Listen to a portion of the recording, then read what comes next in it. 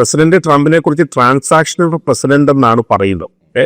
അദ്ദേഹത്തെ സംബന്ധിച്ചിടത്തോളം is A transactional president, പക്ക ബിസിനസ്സുകാരനാണ്.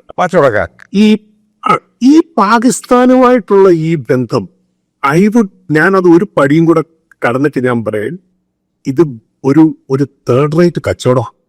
ഇതിനകത്തിൽ പുള്ളിക്കാരന് എനിക്ക് തോന്നുന്നില്ല ഒരു രീതിയിലുള്ള ഒരു സിൻസിയറിറ്റി പാകിസ്ഥാനോട് ഉണ്ട് എന്ന് എനിക്ക് തോന്നുന്നില്ല. പക്ഷെ മറിച്ച് ഐ വുഡ് സേ ഇന്ത്യയോടുള്ള പുള്ളിയുടെ റിലേഷൻഷിപ്പിനകത്തിൽ there will be an element of sincerity. I definitely believe that. ഇതിനെ രണ്ടായിട്ട് കാണണം. ഇപ്പൊ പാകിസ്ഥാനിൽ നടക്കുന്ന ഇഷ്യൂസ് അവിടെ ബ്രേക്ക് ചെയ്ത് ഞാൻ ചോദിക്കാം.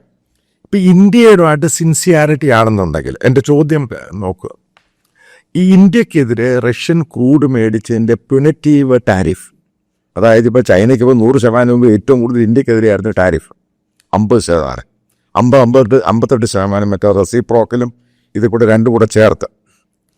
ഷാജോ ക്രിസ്റ്റൽ ക്ലിയർ ആകാം, ഇന്ത്യക്കെതിരെ ഇങ്ങനൊരു മൂവ്മെൻറ്റ് നടപടിയെടുക്കുന്നതിന് മുമ്പ് പുള്ളിക്ക് ഇന്ത്യൻ ഡിപ്ലോമാറ്റ്സുമായിട്ടും പ്രൈം മിനിസ്റ്റർ മോദിയുമായിട്ടും സംസാരിച്ചിട്ട് ഒരു കീഴ്വഴക്കം, കാരണം ഇന്ത്യക്കൊരു സമയം കൊടുക്കുക. ഇത്ര സമയത്തുള്ള ഇന്ത്യ ഇപ്പോൾ ബില്ലിംഗ് ആണ്, കാരണം ഇന്ത്യ ഏകദേശം 45% റഷ്യയിൽ നിന്ന് ക്രൂഡ് കുറച്ചു.